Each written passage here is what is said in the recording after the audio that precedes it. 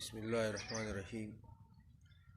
څنګه چې تاسو ته معلومه ده د شعبان المعظم بابرکته میاشت شروع ده او دا ډیر د برکتونو میاشت ده.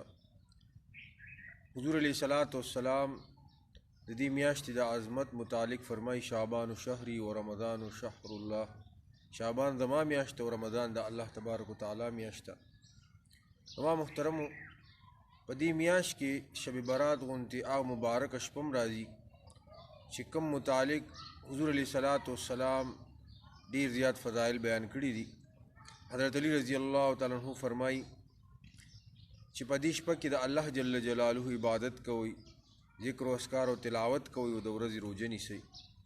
الله تبارک وتعالی د 15 شعبان په شپه باندې غروب آفتاب نه پس آسماني دنیا ته راکوزیږي او باقاعده اعلان کوي چې څوک دې مانه طلبګار د بخشش چې د هغه بخشش وکړم، څوک داسې دي چې هغوی مانه د رزق طلب وکړي چې د هغه ته رزق ورکړم، څوک داسې دي چې هغوی په مصیبت کې په تکلیف کې وي چې د هغه د دې مصایب او پریشانۍ نه وباسم.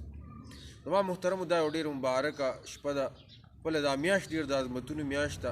ام سلمه رضی الله تعالی عنها فرمایي حضور علیه الصلاۃ والسلام به دا میاشت مسلسل روزې نیولې. عایشه بی فرمایي اکثر ورځې یا پوره میاشت د شعبان به حضور علیه الصلاۃ والسلام روزې نیولې.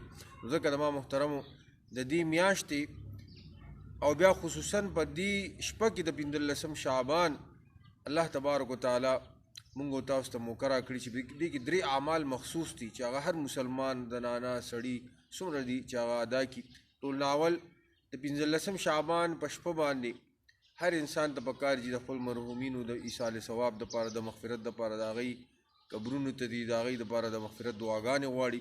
دویم په دغه شپه باندې د الله جل جلاله ذکر و اذکار کوي، تلاوت کوي، عبادت کوي، قیام اللیل کوي او بیا د 15 شعبان روزه نیسي. دا یو 3 داسې اعمال دي چې دا د ورځې او شپې سره خاص دي. زما ټولو لوڼو بایګانو مسلمانانو دا اپیل دی چې د دې شپې د تقدس خیال وساتي او په دې کې هغه اعمال وکړي چې کوم باندې الله تبارک وتعالی د موږ ستاسو مغفرت کوي. زما محترمو، په دې شپه باندې الله تبارک وتعالی هر ګناه بخي، هر ګناهګار بخشش کوي. زما محترم رسول الله مبارک فرمایي بعض داسې ګناهونه دي چې الله تبارک وتعالی ګناهونو باندې سړی نه بخي. په هغې کې یو هغه انسان دی چې کوم جادوګر دی، جادو کوي، الله پاک د هغه بخشش هم نه کوي. یو سړی قاتل دی، بل مسلمان ناحقه قتل کوي، د هغه بخشش هم الله تبارک وتعالی نه کوي. یو سړی د خپل مور پلار نافرمانه دی، الله تبارک وتعالی د هغه مغفرت نه کوي، الله پاک هغه هم نه بخي. دغه شانتې یو انسان داسې وي چې هغه ظلم زیاتې کوي، الله پاک د هغه بخشش هم نه کوي.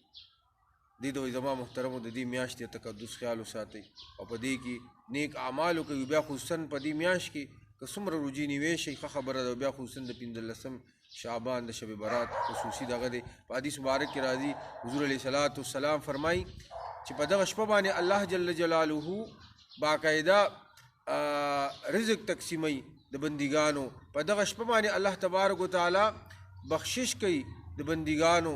په دغه شپه باندې الله تبارک وتعالی رزق ورکوي د خپل بندګانو ته، د بندګانو اعمال اوچتېږي. دې د وجې د دې شپې د تقدس خیال وساتئ. الله تبارک وتعالی دې موږ او تاسو نه راضي شي. وما علینا الا البلاغ.